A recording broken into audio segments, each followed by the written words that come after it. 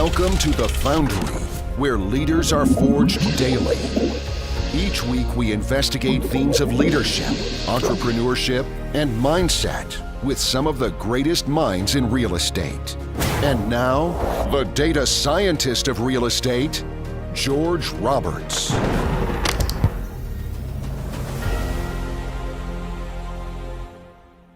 Welcome back, entrepreneurs. Today, I have the pleasure of interviewing Nizan Mosery, co-founder of MTN Investments, founder of Multifamily Incorporated. And listeners, as I wrap up work on passionate living through passive investing, I'm once again retooling the guest list to match the journey I'm on. So whether you're an active investor who's currently building their war chest so that they can live on passive income one day, or whether you've already made it to land a passive investment, I know that today's guest will have a lot to say to you on your journey. He's a man with whom I share a common philosophy, namely that investing is a journey, not a destination. Wealth building is not about where you end up. It's about how much you enjoy the ride. So with that, I'll read you a brief introduction about our guest so we can get to know him speed dating style. So Nizan Mosery is one of the principals and co-founders of MTN Investment Group. Nizan's journey in the real estate world has been incredibly fulfilling, allowing him to specialize in multifamily and student housing properties and making a significant impact in the industry. So aside from his role in the MTN Investment Group, Nizan is also a coach, speaker, and host of the Multifamily Inc. podcast. Through his podcast and his speaking engagements, his experience and insights, he's empowering individuals and organizations to reach their full potential and achieve success in their endeavor. Nizan recently launched his Multifamily Inc. coaching and mentoring program, and the experience has been incredibly fulfilling. It's a platform where he engages, educates, and provides the tools necessary to acquire apartment buildings and student housing with none of your own money, or if you have no credit or bad credit. So Nizan pulls from his many years of experience to give you the best of his hands-on coaching in the industry. So I think with that, let's pivot over to the live segment of the program. Welcome Nizan onto the show. And hey, how are you? Excellent. Well, thanks for coming on the show. Love your approach to investing. I always have, and I'd really love to bring that perspective to this group here. And so with that, I'd like to ask you my signature question, and that is, so when you're at a cocktail party and somebody asks you, so what do you do? How do you answer that question? That's a great question. That's a great question. It depends. Depends on the person, depends on the activity, but I usually kind of just look at them and I wink and I go, I make people a ton of money. Good. I love it. And right down to the point. Obviously, that leads into the next question. Really? Well, how do you do that? All right. Yes. So perfect. Well, so you're in multiple phases of real estate. I know you started out in flipping. You went into multifamily. You're also doing student housing. So tell us, what is the state of the real estate industry at the end of Q1 2024, and where do you see us going from here? That's a great question. The state of the market of real estate, Q1. People, I believe, from what I see, people are kind of waiting. They're waiting to see what's going on. It's an election year, and there's a lot of things happening. We're waiting to see, will interest rates go down? Will prices go down? I think at the beginning of March, we had the Fed, they reduced the rates by 0.1%, which is not a lot, but could that be a sign that interest rates will continue to drop slowly? Who knows? If I had a crystal ball, we'd all be sitting on a big yacht somewhere and hanging out. But people are still buying. There's still deals being made. You know, in any real estate market, you can find good deals. You just have to have the right relationships, and you got to be able to underwrite conservatively. And that's what we're doing. So plus the connections that we have are bringing us off-market opportunities that you wouldn't necessarily see on the open market. We're hopeful that the market continues to be strong. Rents are increasing. Some markets they're decreasing, but in general they are going up. We're seeing that across the board. Class A assets are still going strong. Student housing is stronger than ever. It has actually outperformed multifamily in the last several years, especially since COVID. Kids are going back to school by the droves, and these universities just don't have the room to house them on campus. So we're out there buying all these beautiful assets close to the campus, and we're providing great places for them to live. So student housing is really going strong, multifamily as well. In the single family market, that's the Wild West right now, especially with the NAR mandate that now the brokers, buying broker, selling broker, all the whole thing with the commissions and whatnot. So that's throwing the industry up on its side, and we're going to see what happens there. So there's a lot of things going on. But remember what Warren Buffett once said a long time ago, and I think it was Warren Buffett: when there's blood on the streets, buy. Right. So now it looks like there's a lot of things happening with the NAR. There's a lot of things going on over here. A lot of multifamily investors have to sell because they got into short-term bridge loans when they bought 2-3 years ago at a 3 cap.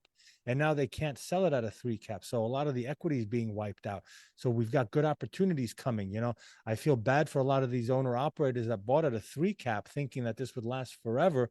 However, somebody's misfortune is somebody else's gold basket, right? So keep an eye out. There's a lot of things happening in the market. Yeah, well, I love it. You gave us a great survey there. You went from single family, multifamily, student housing. Let's dig into student housing a little bit further. I think that's really interesting. It's something that a lot of people shy from. They're afraid, the students are going to come in and wreck the place. But I know that people who understand how to buy well, understand how to manage, it's a great place to be. I feel like you, if I'm not mistaken, you also have one that's going in the opposite direction from student to regular. Or ordinary multifamily. Can you explain that? How's that? So that one, so part of my teammates, they've had that property before we got together. That was a student housing to multifamily conversion, and it's going very, very well for them. I believe that is in Tallahassee, Florida, that they're doing. We're currently, as a team, we're working on a hotel to multifamily conversion, Kissimmee, Florida. So that's one thing. But one of the reasons why student housing has become in such high demand is because when you're looking at these college towns, they're very affordable, mostly affordable, more affordable than a lot of other places. So a lot of millennials are flocking to those areas, and syndicators and owner operators like myself are now going into college towns. They don't have enough multifamily housing to house all these people. So they're going in and they're transforming student housing back into multifamily, which then again causes a supply issue on the student housing side, which for us is great because, as we know, Econ 101, supply versus demand, demand versus supply. There's a shortage of supply. There's a huge demand. We are now going to feed that demand by bringing to market Class A awesome projects. Now, we're not developing them, but we're buying them from the developers, sometimes as a distressed asset. Sometimes, they're done with their 2 or 3 year program. So now they have to sell because developers are not owner operators. So they have to dispose of the asset. So we're right behind them picking those assets up. So the student housing market is just incredible right now. So when you're going in the opposite direction to ordinary multifamily from student housing, what is really the play there? How are you changing your operation or the renovation of the asset? So a lot of times these student housing properties, they'll have, in one door, in one unit, you could have several beds or several other smaller bedrooms with a communal living space and so forth. So, you would have to rearrange kind of the living area in there. That could also be a place where it's now a 4-bedroom property and you're making it maybe into a 2-bedroom unit or into a 4-bedroom. There's a lot of work and to convert it back into multifamily. And again, it all depends on the type of property that you're buying. We have a property in Athens, Georgia, that if we wanted to make it multifamily, we wouldn't have to do anything because of the way it was developed, the way it was built. We have another property in Tennessee where that unit, if we were to transform that from student housing into multifamily, that would take a lot more work because there are 80 apartments, but there's 252 beds, because in each unit, there are 4 separate studio apartments with a communal living area. So that would be more renovation, more CapEx to put into it to convert it into multifamily.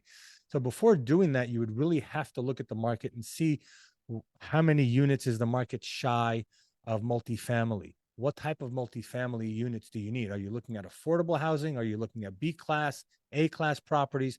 So you really have to know what you're going to convert that property into to give it its highest and best use.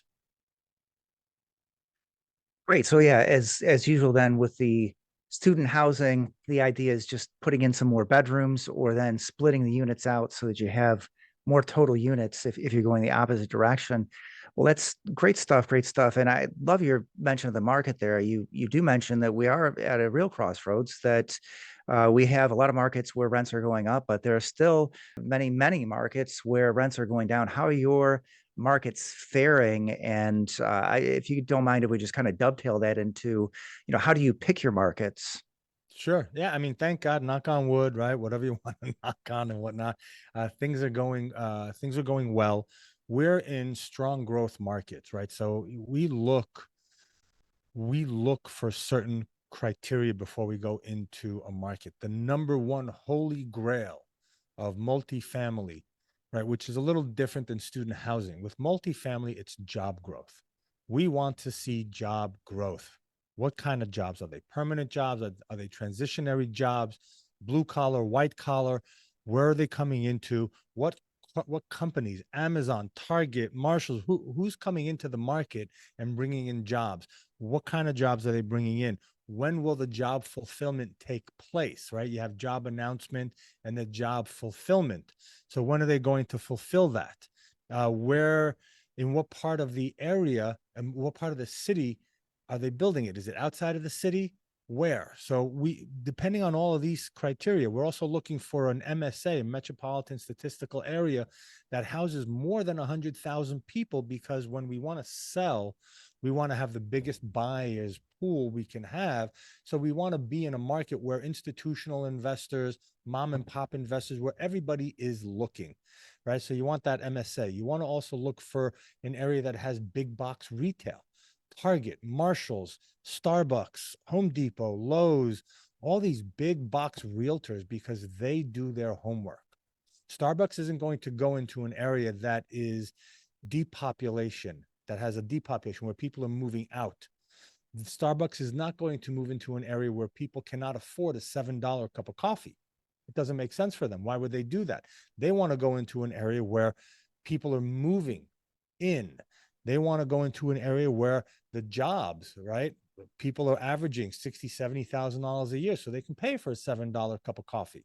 Same thing with Home Depot and Lowe's and Target. These companies they spend millions of dollars on research to find out what's the best market. And we look at that as well. So job growth, MSA of 100,000, big box retail. We want at least one major university in the area. We want one major airport hub as well. And for the reasons, right? Shipping, tourism, cargo, goods and services being tracked. All of these things is what we look for in a market when we're looking for multifamily. When we're looking for student housing, we're looking at, top tier universities, 20, 30, 40, 50, 60,000 students. We're looking for strong athletic department. When was the last time they won a championship? We're looking for what is the freshman class growth within the last several years. How has that freshman class been growing? As freshmen grow, right, the university itself grows. We want to know how much housing does the university have itself, and are they at peak capacity right now? So there are different factors that we look for depending if it's multifamily or student housing. So do you have any favorite emerging markets at this time? Oh, absolutely. We have a lot. We have a few. We have a few that we're looking at. There's Kansas, for example, Wichita, Kansas.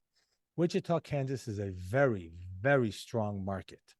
Strong numbers, jobs, big corporations. Cargill, I think that's if I remember correctly, Cargill is one of the largest grain manufacturing companies, if not in the country, I think maybe in the world or something like that. They have their headquarters. There's a University of Kansas, not too, in that area. So there's a lot of things going on. They're redeveloping part of the downtown right now to bring in more people. So that's one market that we're hot on, that we're looking very, very strongly in.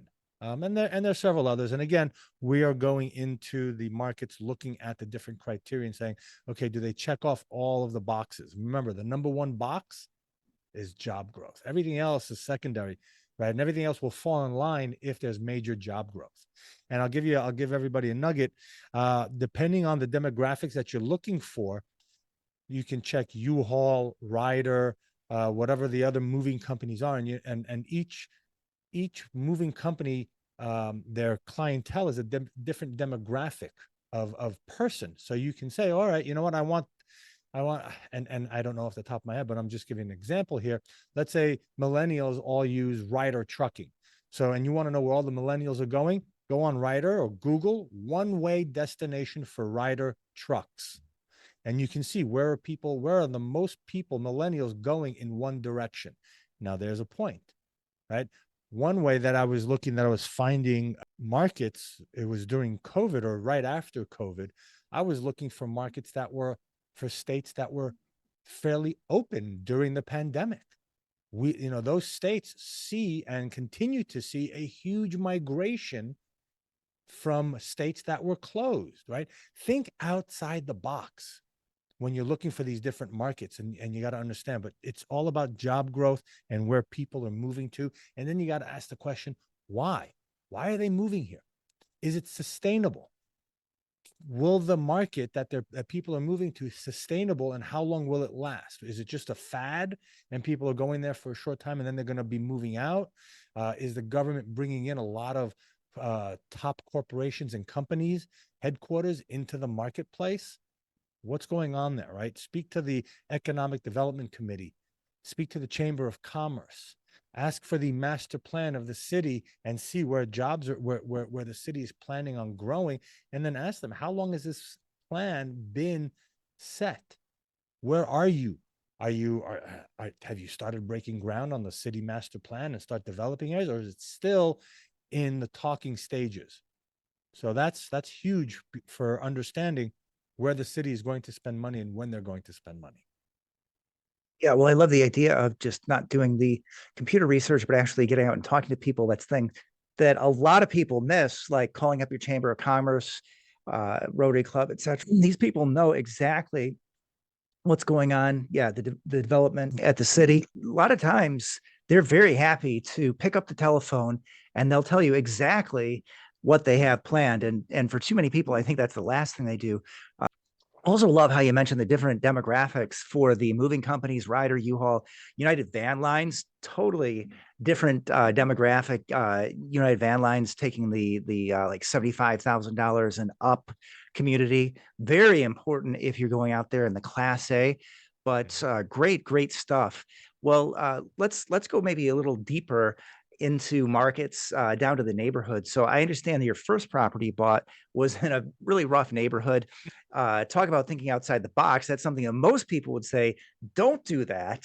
So tell us why you did that and what our listeners can take from that experience. Sure, absolutely. Yeah, why I did that. I asked myself till today that question. Why? But getting started out in multifamily or even in any type of real estate, a lot of people start the process. I have this with my coaching clients. I do this to them, and it means that they're scratching the surface. A lot of people will go and they'll start to scratch the surface. They'll talk to one or two brokers. They'll maybe look at one or two properties and they'll be like, that's not for me, blah, blah, blah. And then, or it won't be a deal. And they'll look at another project and it won't be a deal and it won't be a deal. And they get frustrated. And then what happens is they say, oh, you know what? I'm just going to buy something. I want to make it work because I need the cash flow. I need to get a deal done. This anxiety of why is it taking so long? And I fell victim to that, right? I was looking, I said, wow, it's been a while. I haven't found anything. I'm looking. And then this foreclosure fell on my lap. I looked at it. I said, wow, it's a foreclosure. How bad can it be? I can change it. I can change the tenants, blah, blah, blah. It should cash flow. And I went and I did it and I bought it. And I did it because sometimes there are people like myself that have to learn the hard way. We don't learn by listening to other people, or at least that was me in the past. right? The younger me. Yeah, that's, I can make it happen. You kidding me? No problem. So then I bought the property, and, it was a 4-unit property. It was on the wrong side of the tracks, right? No wonder why they call them D assets, because I had drug dealers. I don't buy on that side of the train tracks. I had a drug dealer in one unit. I had a lady of the night in another. I had her boss in another unit, and then I had a mom and a single daughter, and a single mom and her daughter living in the units. And when they paid rent, it actually cash flowed beautifully. But the headache of going up there and the danger of dealing with a drug dealer, like, how do you go and say, hey man, you're late on your rent? What do you expect them to say? So, when I bought that property, I was working on, how do I get them evicted? How do I get them out? How do I remove them? And I learned a lot. I learned a lot from having that property. I also bought a duplex on the south side of Chicago, which was the worst thing that I did. I actually had a contractor call me up because, I'm sorry, I was on my way to go in to give you an estimate. Thank God I had my gun. I had to pull it on 2 youths that were coming at me with their guns. And, that was the location that I was at. And I learned the hard way, don't do it. Just don't do it. If you're not versed in those types of assets and you're not ready for them and you're starting out, don't do it. There's easier ways of making money. So I learned the hard way. And people get into these bad situations because they get anxious, they get worried, they get frustrated. I haven't done a deal yet. I just got started. Why is it taking so long? Let me just do one. And they fudge the numbers, or, they say, well, they spent $8,000 on marketing. I could do it for 4. Well, there's a reason why they spend $8,000. If you don't investigate, and if you just scratch in the surface, you'll never understand why their marketing bill is $8,000. And if you go in there with the idea that you're going to just shrink that number just because you're better, doesn't work. So there were a lot of lessons that I learned. And as we know, we always learn from failure more than we learn from success. Now, thank God I was able to sell both of those properties at a profit and make money. However, the journey of holding those assets is not something that I want to go through again. The sleepless nights, the worries, the amount of time that I spent, the fourplex was 45 minutes away from me. So every time I would drive to collect rent, and I would call every tenant, I'm coming tomorrow. You got the money? Yeah. I got it for you. I'd knock on the door after driving 45 minutes. Oh, come back tomorrow. I'm not coming back tomorrow. There is no tomorrow. It's today. Where's the money? You told me to come back. I don't have time for this. And also, because there was a smaller property, there was no room to put a property management company in between me and the tenants. So I was dealing with everything. And then imagine the property in Chicago. So doing that, I learned a lot. And now with my coaching clients, I can keep them out of those pitfalls because I went through them. Love it. I feel like I really believe that we're all alike, but I have to say, though, in some of these rougher properties, it seems like the people are just better at making excuses. Yes, because this is what they grew up in. This is what they learned, right? We learn from the people that are around us. Yeah. Right. It's not rocket science. The kids that are raised in a family that's a loving family, where they take care of the dishes, they take care of the laundry, they take care of the kids. There's ground rules, there's this and that. We grew up to be valuable members of society, right? When people are raised to, if the kid's throwing rocks at a window in an apartment complex and the parents don't say anything, guess what? That kid grows up saying, this is good. I can do this. It's all about the contra, right? The opposite, the guidance that we do that. And it's funny, I was sitting yesterday, we got Passover coming up in 3 weeks, in 3 weeks. And we were talking yesterday. I have a Jewish men's group that we get together every other week, and we talk and we have a beer and we sit and we talk about situations and things in life and whatnot. And, we were talking about Passover, and one of the things that Passover teaches us is distinctions, how to distinguish between right and wrong, good and bad. And where does that come from? That comes from society. That comes from the people around us. That comes from our home, our peers. When a kid throws a rock at a wall or at a window, and there's someone that sits there and says, hey, that is not a good thing to do, we frown upon that. There is now a distinction. So every demographic of person, of groups, have different distinctions on what is good and what is bad, what is right and what is wrong. So we have, and we as owner operators, we have to understand this going in, because what our distinction is between right and wrong could be night and day with what our residents think is, right and wrong. I love it. Totally true. Yeah. Success is the poor teacher. Absolutely. Well, you know what? I kind of want to move into discussion on life, because I think there's a lot of great things that you have to say about life in general. And let's kind of merge into it like this. I just want to say real estate is famous for being, fixed, right?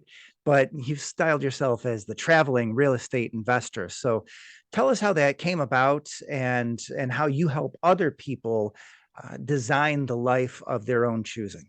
Sure. Yeah, that's great. So I was looking to brand myself, right? Everybody knows it's all about branding, and you got to brand yourself. And some people brand their names. And, I've got this crazy, funky name, Nizan Mosery, that most people can't pronounce correctly. And it's a long conversation. So how do you go about and brand yourself when you've got a crazy name like Nizan Mosery and whatnot? So I said, what do I like to do? I love to travel. Investing helps me travel.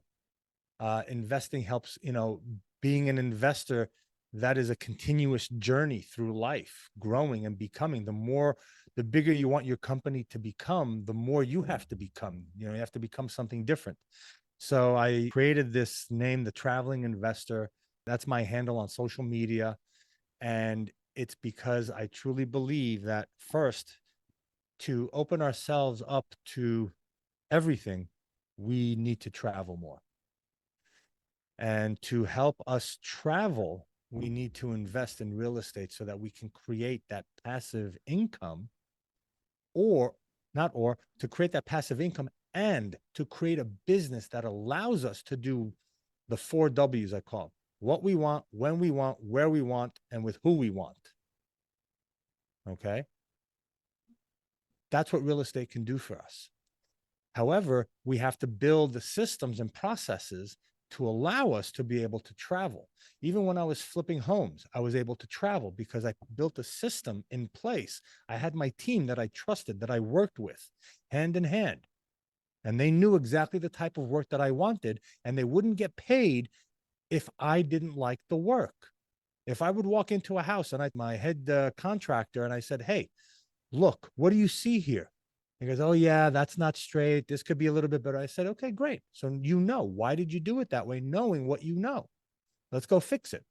So I could go travel with my family, go hiking, go do whatever we want, knowing that these guys are working and doing everything to the level that I want because of the way I've trained them, because of the way I've taught them. So it's all about the systems and processes that you put in place, and you got to have that trust. You got to build that trust. It's so important. Then when I moved up into the multifamily world, again, it was more about systems and processes, building out the team. In the beginning, I was wearing all the different hats, the underwriter, the marketer, the capital raiser, the management, the acquisitions manager, the disposition manager, the asset manager, and so forth and so on. And it was very, very hectic. It was very stressful for me. Now, as I'm getting older, I want to de-stress my life. So I'm doing things a little differently, and I'm creating different systems and different processes so that I don't have to do all of it. I have an incredible team around me that we now function like a well-oiled machine. So going out there and becoming more will help you achieve more. And we have to go through that road of failure. There is no way to get to success without failing. And, we go through life and we learn. Yes, I failed on my test. I failed here. I tried to ride my bicycle and I fell. I tried to roller skate and I fell. I tried to hula hoop and I couldn't do it. And the reason why I bring these things up is because when I saw my daughters, little kids, babies, infants, we don't know this when we don't have kids, but infants crawl backwards first. They don't crawl forwards. They crawl backwards. When they stand up, they'll stand up for a second, and they'll fall down. So we learn basic things in life: how to walk, how to talk, how to eat. When a baby wants to eat, they take something and, right there. And they take it until they get their mouth. And then, this is it. This is what success is. Not here. I don't put the peas in my eye. I put the peas in this hole, and then it tastes good, and then it goes down. And now my belly. So it's all through trial and error that we learn. It's doing something, failing, figuring out what didn't work. Let me try something else, figuring out what didn't work. So our lives are all about doing things that don't work until we find something that works. And we say, okay, that worked. Okay, put that now. Let's do something else. Fail, fail, fail, fail, fail. Okay, boom. Now that worked. So we have to go through life failing. So I teach my coaching clients, let's fail fast. Let's fail forward.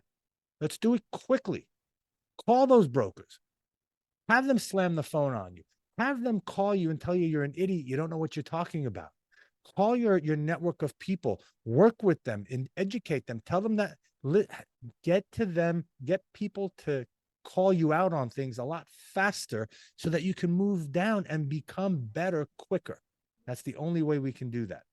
And so the traveling investor has allowed me to share with people and to help them create a life on their terms rather than living life by default. How many of us have lived life with the cards that we were dealt and saying, well, this is it. You know, we throw our hands up and we say, well, there's nothing more in life that I can do. To those people, I have one thing to say. You're right. Whatever you think, you're right. If these are the cards that you were dealt with and there's nothing you can do, you're right. I'm not going to argue with you. All right. Well, I love it. Yeah, you talk a lot about living life by design, but I know you've also sort of let the canoe just float downstream. So Yes. tell us, what's the contrast between living your life both ways, and what did living in literally both opposite ends of the spectrum, what did that teach you? Yeah, great question. So when I was traveling, in 1995, I was 25 years old. My father passed away. That threw me for a down loop. And I started drinking heavily, partying, doing a lot of drugs, just really not being a productive person for society and doing anything positive. And then in 1997, I decided to leave and go to Israel and kind of travel the world. It wasn't expected. It wasn't planned. A friend of, when I moved to Israel, I was just sitting on the beach, not knowing what life was all about, not knowing what my purpose in life was. I was very lost. And then a friend of mine told me that he was going to India, and I continued traveling with him and so forth. And at that point in life, I wasn't married. I didn't have a mortgage. I didn't have bills. I had nothing. I had no responsibilities. I had no income and no expenses either. It was just me living. I would do odd jobs here and there, you know, paint the walls, moving, things of that nature when I needed money. And then when I was traveling, I had no goal. I had no destination, nothing. So what I've learned through my travels is that life is a river. Life flows, right? There are many rivers, many banks that go into the main river of life. And there are many ways to flow down the river of life, right? One way, which I did for many, many years, which was awesome, was I would get into the canoe on the river of life, and the canoe was me and myself, and I would get in there, and I didn't have a paddle. I said, you know what, wherever the river of life takes me, wherever the flow takes me, that's where I will go. You know, there's a saying, you know, go with the flow. I say flow with the go. If the river's flowing that way, go with it. That was my philosophy. And it took me to incredible places, meeting incredible people, put me in some crazy situations, scary situations, life-threatening situations. And it just, and it was me just flowing with life, letting life take me wherever it wanted to. Now there's the other way of doing it, right? You have the river of life, you have your canoe, you get on the canoe, and now you've got this massive paddle and you've got a destination. I want to go there. And now you start paddling. Now, a lot of times, if you're in the right flow, the river will take you, and it will take you in a fast flowing way and whatnot. Sometimes if you get on the wrong path, on the wrong side of the river, and there's rocks and there's waterfalls and whatnot, it could be dangerous. You have now the control. You can control where it goes. And some people will listen to this and say, yeah, I need something that's bullshit, because you know what? I've been having this paddle, and every time, and I'm on that river and I'm paddling, it feels like I'm paddling upstream. Well, what was the first thing you told me? Yeah, but that but right there just negated everything and said, you know what? You don't have a paddle. You're still letting life go. You're still letting life control you. But if you understand that, you know what, with this paddle and with the river, wherever I end up, that is still where I need to be, even though I have a paddle in my hand. Sometimes your paddle and life or the river just throws you along on the right bank of the river and puts you on the bank. And you're like, dude, how did I get here? Don't, you know what? Forget about how you got here. What do I need to learn from this situation, right? Do I want to stay here? Who's around me? What lessons are there? How do I get back on path and go to where I want to go? Is where I wanted to go my destination? Is that really where I wanted to go? So there are all these questions. So I learned for myself that these were two ways of living life. When I was single and I had no responsibilities and no one to look after, man, I'd let that river take me to incredible places. Today, I have a paddle in my hand because I have people responsible for me, and I have a destination and I have a journey, and I know this is where I want to go. And I call on all the powers that be to help me paddle and control my canoe to where I want to go. And you know what? A lot of times in life, I got to call other people and say, hey, man, jump on the boat. I need help paddling. That's when I build my team. And when I bring other people, we say, okay, you know what? I'm going to paddle on this side, you paddle on that side, and we'll go 1 and 2. And that's my systems and processes that we put in place. And now together as a team, we're all riding on that same river of life, on that same boat, and we're all going in that same direction. So what does that teach us also? The people on your boat have to have the same vision, have to have the same strength, morality, ethics, and idea of teamwork so that we can all get to where we want to go. So there's a lot of lessons to be learned. All right, beautiful. All right, listeners, I want to thank you so much for sticking with us through the first half of this. We talked a lot about real estate and a little bit about life.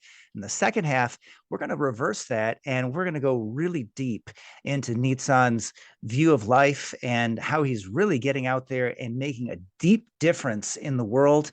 So before we wrap up this first segment, Nizan, just want to make sure that our listeners know what is the best way to reach out to you. Sure. I'd like to give your listeners a free gift. This is a checklist that I put together. It's a post-closing checklist. So once you've sold your property, what you should be doing and who you should be contacting to make sure everything is closed out, all accounts, monies are wired back to you, and so forth. So you can go to www.multifamilyinc, that's multifamilyinc.com/checklist.